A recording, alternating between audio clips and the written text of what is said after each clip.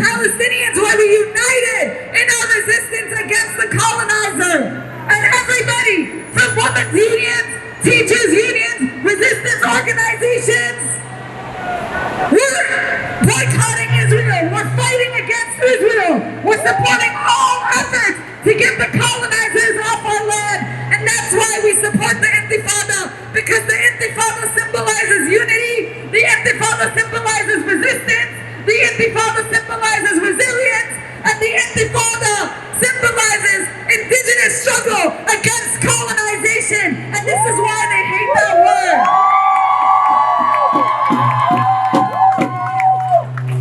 This is why they hate that word, and it pisses them off so much. It makes them angry because they know that as long as they live on stolen, colonized land, that they will never see a day of peace without justice, because Palestinians will always resist.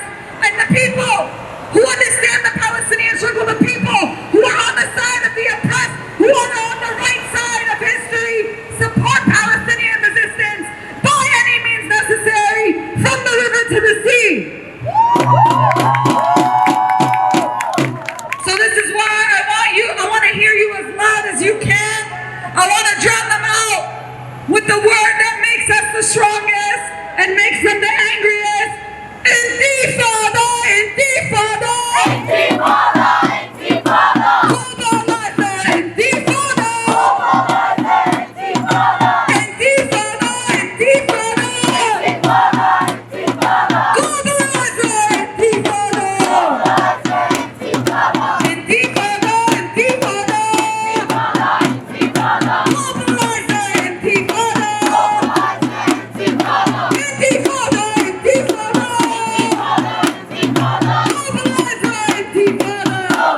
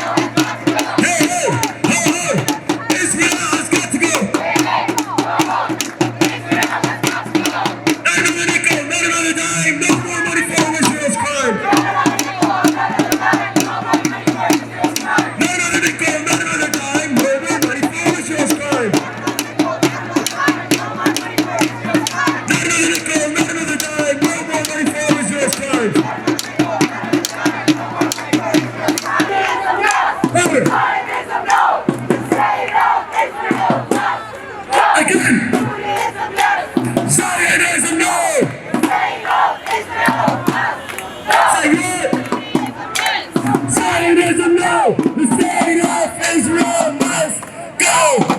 There is only one solution. Intifada revolution.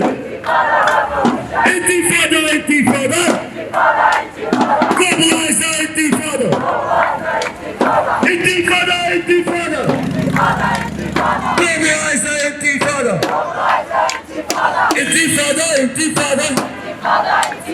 Globalize the intifada. Globalize the intifada. Globalize. Globalize. Globalize. Globalize. Globalize. Globalize. And there is only one solution. Intifada revolution. There is only one solution. Intifada revolution.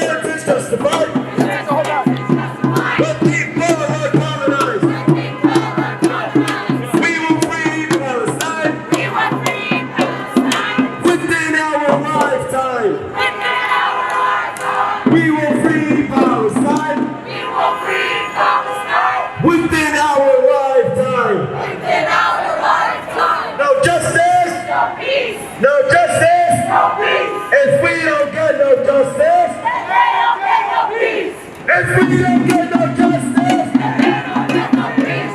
If we don't get no justice. Then they don't get no peace. If we don't get no justice. Then they don't get no peace. Free, free Palestine. Free, free Palestine. Free, free, free Palestine. Free, free, free Palestine. Free, free Palestine. Free, free Palestine. Free, free, free Palestine. Free, free, free Palestine. From the river to the sea. From the river to the sea. Palestine will be free. Palestine will be free. Palestine,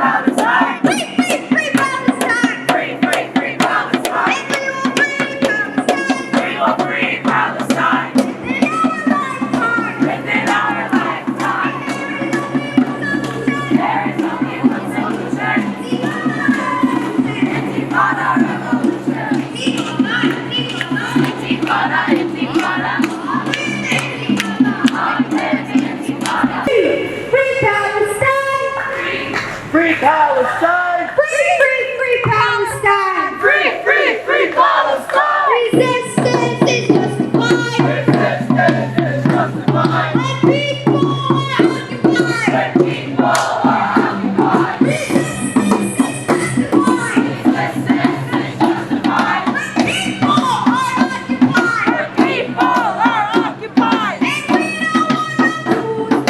we don't want no two states! We don't want no two states! We want all of it!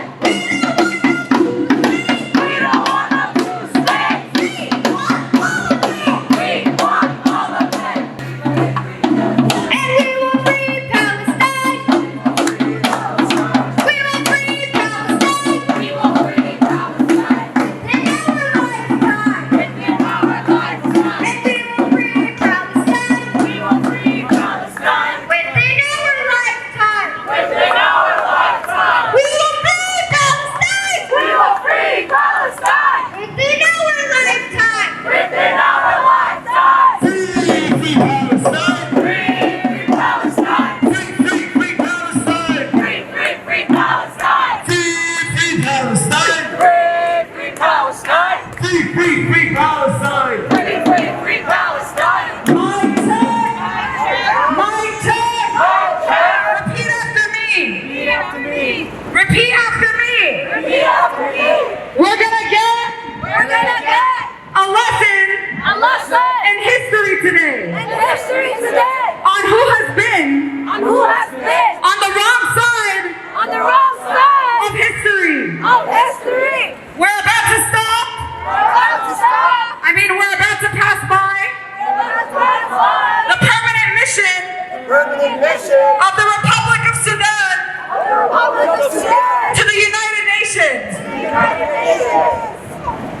It's actually down there, but we're turning over here because it is just one It is just one. of the many Of the many traitors, traitors, normalizers normalizers, who have normalized relations relations with Israel. with Israel. September 1, 1967, September 1, 1967. the Khartoum Resolution Khartoum Resolution was issued at the 1967 was issued at the 1967. Arab League Summit. Arab League Summit. This happened This happened in the wake of the Nakba. in the wake of the next one.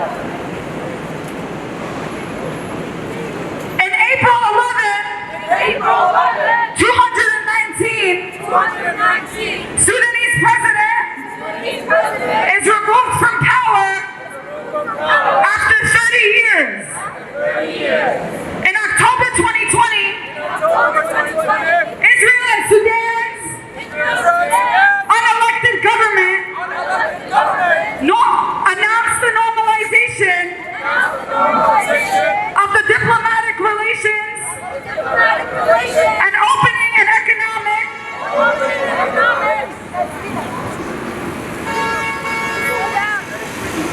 so this building 301 Embassy House has the embassies of Sudan and the UAE, the permanent mission of Sudan and the UAE to the United Nations. Both of these countries normalized relations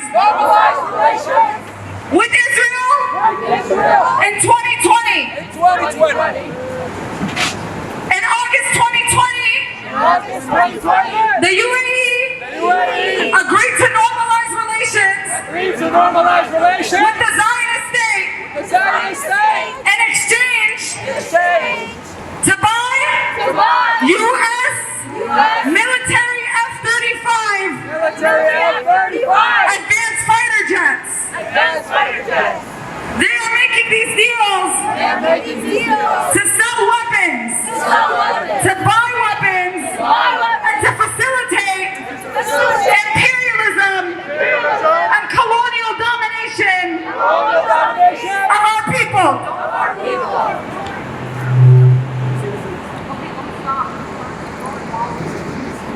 During the recent intifada, the UAE repeated the same nonsense spoken by governments like the US and the UK. They called on both sides to exercise restraint.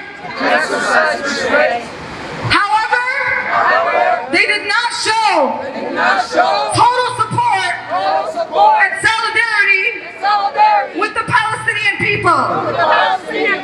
Since then, Israel has opened its weapons markets for sale to the UAE and collaborated on military drone research.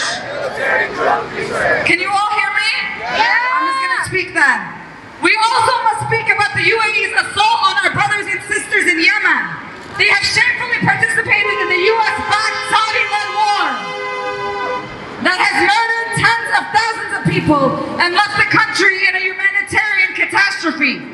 The Palestinian and Yemeni experiences are different, but we stand with Yemen and demand the UAE cease its disgraceful assault and sever relations with Israel immediately. We are also passing by and are about to be in front of the Bahrain, Jordan, and Saudi Arabia consulates and missions, which are actually right across from us right here at 866.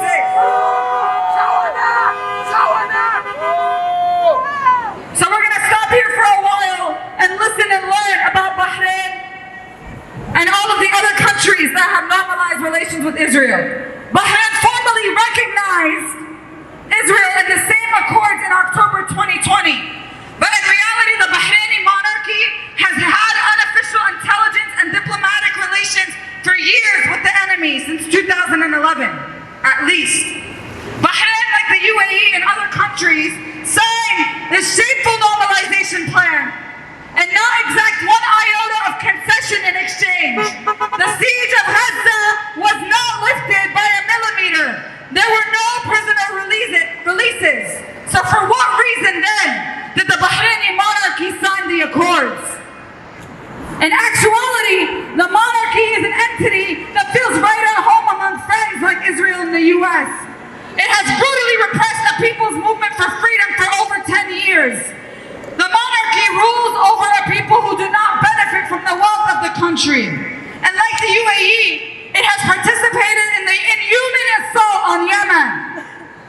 The people of Bahrain bravely defied the monarchy's ban on political expression in 2020 to express the slogan of normalization is betrayal, in Arabic, at-takbir The agreement was met with the widespread anger against the monarchy's betrayal of Palestine. Street rallies were ongoing in the city of Bahrain for days and weeks after the agreement was signed. This is also home to the permanent mission of the Hashemite Kingdom of Jordan to the United States. In October 1994, Israel and Jordan signed a peace treaty, making Jordan the first Arab country to normalize with the Zionist entity since Egypt in 1979. In 96, the U.S. granted Jordan major non-NATO ally status, a designation, among other things, that makes them eligible to receive excess U.S. defense articles, training, and loans of equipment for cooperative research and development. Do you notice a pattern here? You sign a treaty with Israel and the U.S. sells or gives you weapons. The U.S. economic aid to Jordan in 2019 has been up to $1.25 billion, and U.S. military aid to Jordan up to 2019 has been up to $465 million. So we see that these Arab countries get paid by facilitating relations, by facilitating arms trades with the U.S. when they sign relations with Israel, and that's what it's all about. Because they too are also conducting their brutal repression of people in their countries, and also bombing countries like Yemen. Not Jordan, but with, Jordan as well, with Saudi Arabia and other countries facilitating the imperial domination of Arab countries around them in connection and in collaboration with the US. And that brings us to Saudi Arabia. This is the consulate general of Saudi Arabia, and their position on Palestine can be best summed up by a quote from the Saudi dictator Mohammed bin Salman. He said, "It is about time the Palestinians take the proposals and agree to come to the negotiations table, or shut up and stop complaining." This is what the dictator has said about Palestine and the Palestinian people. They publicly denied that there will be any Saudi-Israeli relations before a Palestinian state is established. The Saudi regime has consistently betrayed and sabotaged Palestinian national aspirations for decades. They've had unofficial diplomatic and intelligence contacts for many years, and they even met with Netanyahu last year, and most recently met with an Israeli intelligence to strategize against Iran and discuss shared interests in the region. Most recently, just the other day, Saudi has actually imprisoned 69 Palestinians and Jordanians in the country for sentence up to 22 years. Their crime? Supporting the Palestinian resistance. How can a regime who strategizes with the enemy and arrests people for supporting Palestinian resistance be a friend to our people? It cannot. And during the recent intifada, Saudi officials posted messages on Twitter and wagged their fingers at Israel for its brutality. But in private, the Saudi regime is a reliable friend to Israel and a friend to the imperialists. And we cannot stop at the Saudi consulate without speaking of Yemen once again. Tens of thousands of Yemeni lives lie on the doorstep of Mohammed bin Salman and his allies, which include Israel and the United States.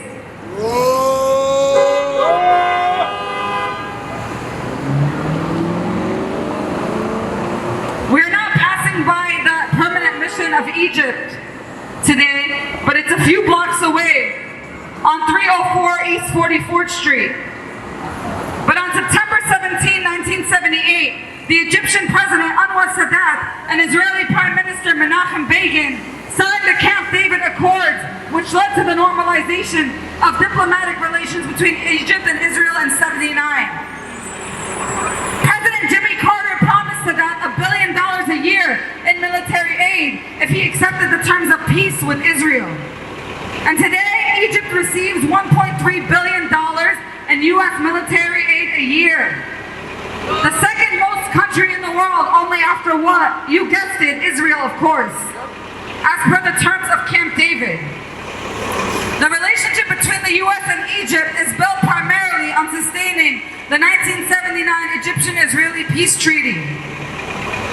And while other people, liberals, people who don't stand with Palestine, saw this and hailed it as a watershed moment in diplomatic history, in reality we know that it represented a dramatic escalation participation in U.S. military expansionism in the region in the name of new weapons sales and economic trade agreements. This is also how the U.S. leveraged military aid and weapons sales to Egypt as a means of pushing normalization with the occupation, much like the U.S. is doing today in real time with the UAE and Bahrain. And finally, we have to talk about Turkey, which is located at 821 United Nations Plaza, which we won't get to today, but is also near here. These are the streets where their diplomats drive. These are the streets where their diplomats roam. Hopefully some of them can hear us up in this building, or they can see us on the news or on our social media and hear the message that we are sending to them for betraying the Palestinian cause, for standing with our enemy, for signing so-called peace deals when in reality it's the opposite of peace. They're just signing deals so they can get weapons, more weapons themselves, so they can use it against their own people, so they can use it against the people of the countries that they're waging wars against. And we know that the people of Turkey are not like the governments. Just like every other government we mention, the people of these nations, whether it's Egypt, whether it's Morocco, whether it's the Sudanese, whether it's the Bahraini or the Jordanian people, we know that they have stood in total and unequivocal solidarity with the Palestinian people for over 70 years, even resisting alongside of us. We have seen this resistance. But as I have said before, and I will continue to reiterate, it is these corrupt governments punishing, torturing their own people that are also doing this to Palestinians. And it's no different with Turkey. The people of Turkey have been long friends of our people, of Palestine, but we call them out to protest their government. Because in 1949, Turkey was the first Muslim country to recognize a Zionist entity, only 1 year after the Nakba, which began our long period of exile. And while many things in Turkey changed since then, some haven't. After the flotilla in 2011, Turkey claimed that they cut all ties with Israel in defense of Palestine. However, the question must be asked, why do those ties exist in the first place? Ranging from military, scientific, and diplomatic cooperation. And more importantly, why do those ties continue to exist to this day? Why was there a $6.8 billion in trade between Israel and Turkey in 2020 alone? Why do we allow this to happen? Before COVID, the biggest international carrier in Tel Aviv airport was Turkish Airlines, ferrying settlers all over Turkey and vice versa. Why is Turkey building a 1,600-kilometer oil pipeline from Israel to Europe as we speak? And why do Israeli-made drones fly over the heads of Turkish Kurds and Syrians operated by Turkish soldiers? Why are Turkish and Israeli military officials strategizing together? These are not easy questions, but they are important questions for our movement. The question we must ask is, who are the friends of Palestine and who are its enemies? The friends of Palestine are the people.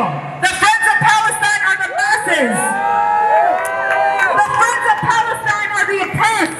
The friends of Palestine are people who are fighting for their own liberation. So when we say Turkey, Morocco, Sudan, Bahrain, UAE, or Jordan loves Palestine, we know that that means that the people love us, that the people stand with us, not the corrupt governments. And as people who live in the USA, yes, I'm talking to you, everybody who can hear me, people who pay taxes. We also want you to differentiate between your beliefs and your government. Because your taxes as a person living in the US, go to fund $3.8 billion in military aid to Israel every single year. You heard that right. That means $10 million a day of your tax dollars goes to fund Israel's military. It ends up as bullets in the chests of Palestinian children.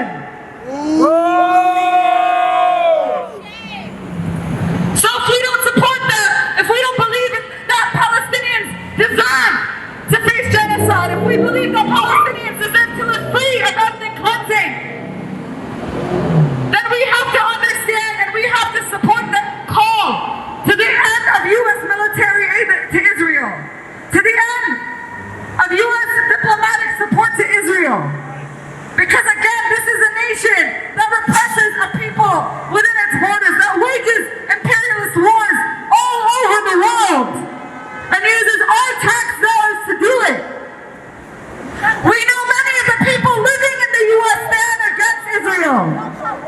Hey! Free Palestine!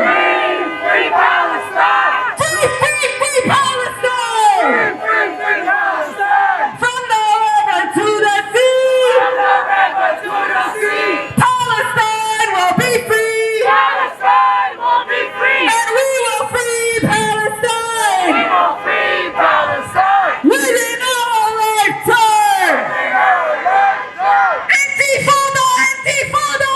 Intifada! Intifada! Long live the Intifada! Intifada! Intifada! Intifada! Intifada! Intifada! Globalize the Intifada! Globalize the Intifada! Globalize the Intifada! Globalize the Intifada! This is why we have taken up the slogan, the understanding, the campaign of Globalize the Intifada. We know our struggle is global. We know support for Palestine is global. Racists like her and governments that have stood with the corrupt, that have stood with those committing genocide, that have conducted and facilitated imperialism all over the world, will be face to face with shame and history, because we know that we will free Palestine within our lifetime. And we know that in order to do so, we must globalize the Intifada. We have to understand that our people, that our struggles as a people is one. Because we are fighting against the common enemy.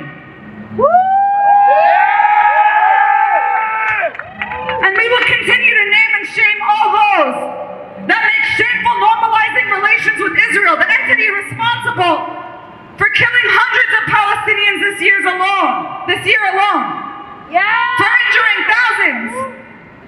You will be in the dustbin of history. There will always be people that will be here to call you out. There will always be people here that will know that your actions are shameful. And we know that they're motivated by a need and by a want to buy weapons and to kill more people. So above all, when we're here today, we have to leave understanding and knowing that we must globalize the Intifada. That it can't just be one struggle, that the struggle for Palestinian liberation, for the liberation of all people who live in these lands, who work in these lands, whether it's migrant laborers, whether it's black people in the US all over the world or all over the world, whether it's indigenous people, whether it's people fighting against repressive regimes, our struggle is one. Our struggle is one. And this is why we put the call to globalize the Intifada so loud. Woo!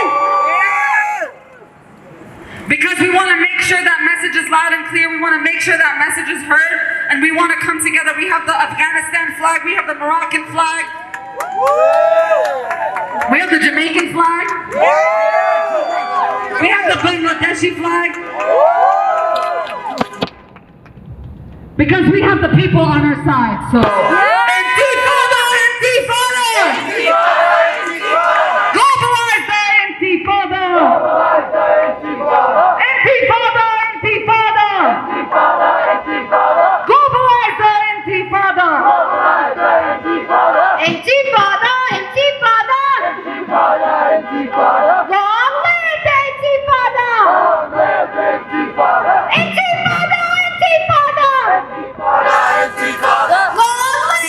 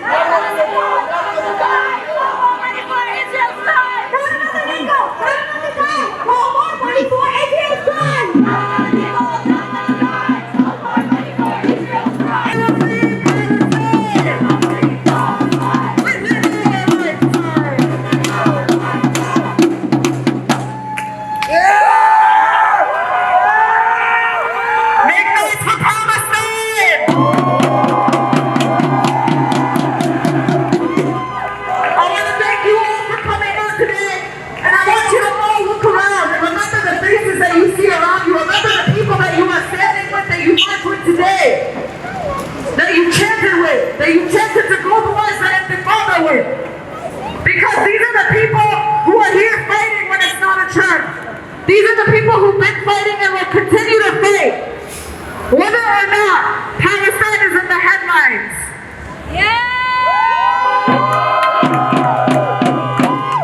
Y'all are those people. And it's because of you. It's because we know that there are people who care. There are people who will come out. Despite Palestine disappearing from the headlines, we have committed to doing an action or to doing something for Palestine every single week from now until September 17th. I don't want to see these numbers diminish. Like I said last time, bring your friends, bring your family. Every single week we have something planned because we don't want Palestine to disappear from the headlines. We don't want everyone who pretended to care for a few moments to go back to ignoring our struggle, to go back to ignoring the plight of the Palestinians. We want to make it known that we will always fight for Palestine, and especially as Palestinians continue to resist in our homeland, we have to elevate and uplift their resistance from wherever we are with whatever we have.